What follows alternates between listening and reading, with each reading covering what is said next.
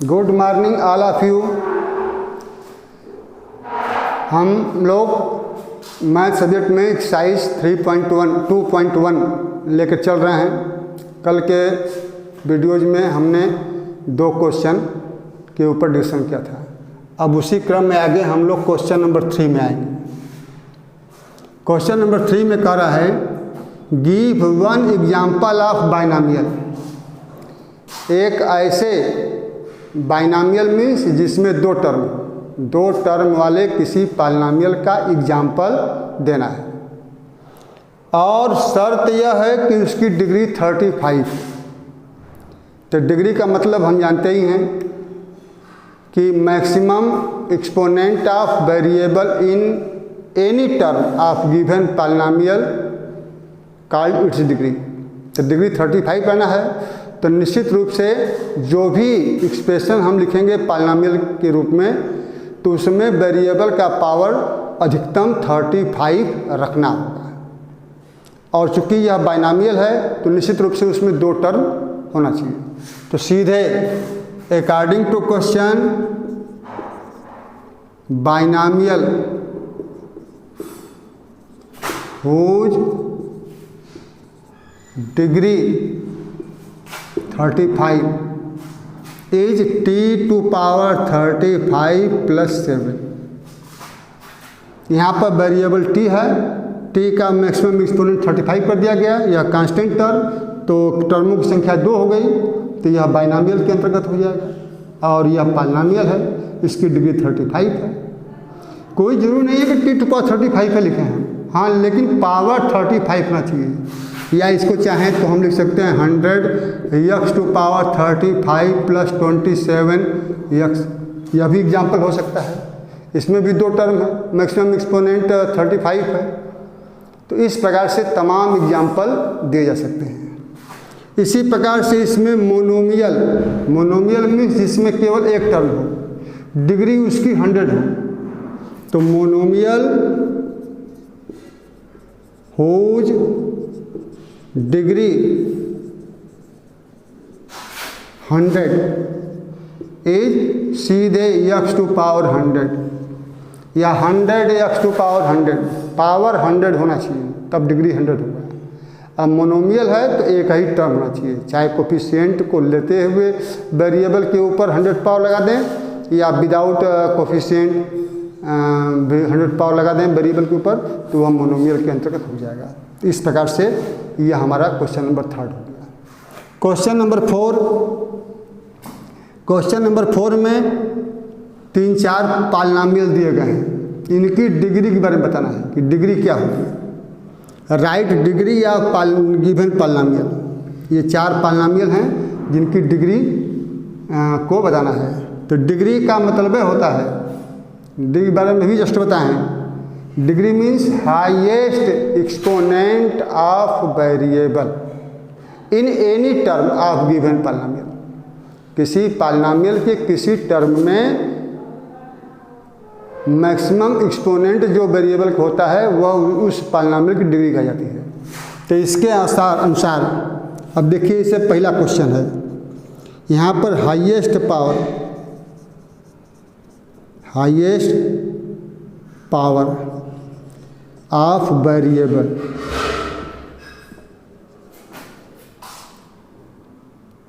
In any term of polynomial is. अब बताइए कितना है इसमें हाईएस्ट एक्सपोनेंट किसी भी टर्म में वेरिएबल कितना है। यहाँ पर देखिए 3 है, यहाँ पर 2 है, यहाँ पर 1 है, तो अधिकतम पावर 3 हो गया। सो डिग्री ऑफ पॉलिनॉमियल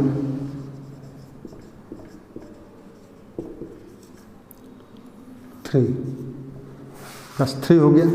ऐसे ही लिख करके हम लोग इसको एक्सप्लेन करके लिखे रहेंगे तो समझने में सुविधा रहेगी। इसी प्रकार सेकंड में कह सकते हैं कि मैक्सिमम एक्सपोनेंट वेरिएबल का या 4 है -y², ये 4 है और तो कितना माना जाएगा मैक्सिमम एक्सपोनेंट 2 माना जाएगा। तो degree of this polynomial is 2। इसमें देखिए वेरिएबल t का मैक्सिमम एक्सपोनेंट यहाँ 1 है, कुछ नहीं है तो 1 माना जाएगा। और सेकंड टर्म कांस्टेंट टर्म है, उसमें तो वेरिएबल है ही नहीं है, तो निश्चित रूप से कह सकते हैं कि maximum exponent of variable in this polynomial is 1। So degree of this polynomial is 1। 4 देखिए 1 2 3 इसी प्रकार से लिख करके उसको आप लोग एक्सप्लेन करेंगे कि कितनी डिग्री है। 4 देखिए 4 में पॉलिनोमियल 3 के रूप में लिखा गया है। यह एक कांस्टेंट टर्म है। डिग्री के लिए हम लोग वेरिएबल का मैक्सिमम एक्सपोनेंट देखते हैं, इसमें वेरिएबल है ही नहीं है, तो पहले इसको वेरिएबल के रूप में इस प्रकार से लिखिए कि उसकी वैल्यू 3 से न कम हो न बेसी, यानी 3 के बराबर ही। तो 3 can be written as, can be written as 3x to power 0। x to power 0 का मान 1 होगा, तो 1 का 3 में इंटू करेंगे 3 होगा। तो यह वेरिएबल के रूप में 3 को रिप्रेजेंट कर दिया गया। इस प्रकार से हम कह सकते हैं कि डिग्री इज 0, डिग्री इज 0। तो कह सकते हैं कि 3 पॉलिनोमियल के रूप में जो एक्सप्रेशन दिया गया है उसमें उसकी डिग्री 0 होगी। इसके अलावा आप लोग कांस्टेंट पॉलिनोमियल का डेफिनेशन अगर याद है तो उसके आधार पर भी आप बता सकते हैं कि this is a constant polynomial, तो degree of a constant polynomial always 0, so its degree will be 0। क्योंकि डेफिनेशन बताया गया है कांस्टेंट पॉलिनोमियल की, that polynomial in which only one term present mainly any constant, degree of constant polynomial always 0। तो इस प्रकार से ये हम लोगों का क्वेश्चन। आइए अब हम लोग क्वेश्चन नंबर 5 में चल रहे हैं। क्वेश्चन नंबर 5 कहता है कि नीचे कुछ पॉलिनोमियल दिए गए हैं, इस समय हमको बताना है कि कौन सा पॉलिनोमियल लीनियर है, कौन सा क्वाड्रेटिक पॉलिनोमियल है, कौन सा क्यूबिक पॉलिनोमियल है। तो देखिए डिग्री के आधार पर हम लोग पॉलिनोमियल को linear, quadratic, cubic, by quadratic polynomial के रूप में इसको क्लासिफाई किया गया है।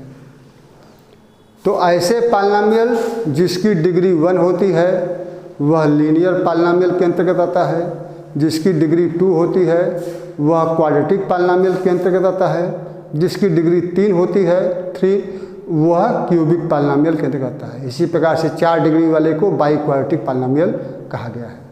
तो यहाँ पर जैसे फर्स्ट एक्सप्रेशन है x स्क्वायर प्लस x, तो इस एक्सप्रेशन में की डिग्री कितनी होगी पॉलिनोमियल की, मैक्सिमम एक्सपोनेंट 2 है, तो here degree of polynomial is 2, so it is a quadratic polynomial.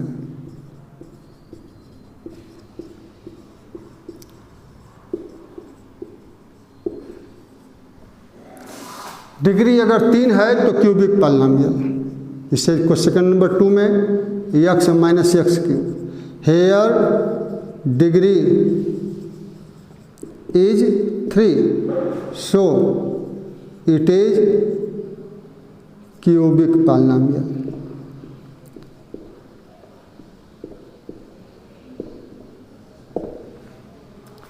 अब देखिए यहाँ पर इसी प्रकार से थर्ड भी डिग्री इसकी 2 मानी जाएगी, तो यह क्वाड्रेटिक हो जाएगा।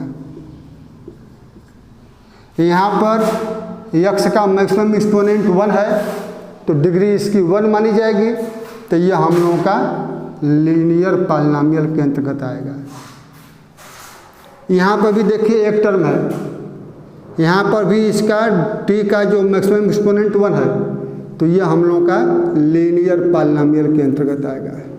डायरेक्ट आप लोग ऐसे मत लिख दीजिएगा, इसको डिटेल में इसे 1 2 एक्सप्लेन करके लिखे हैं, उसी तरह से एक्सप्लेन करते हुए हर प्रश्नों का सलूशन आप लोग करिएगा। यहाँ पर देखिए इसकी डिग्री 2 है, डिग्री 2 है तो यह हम लोग का क्वाड्रेटिक के अंतर्गत आएगा, क्वाड्रेटिक।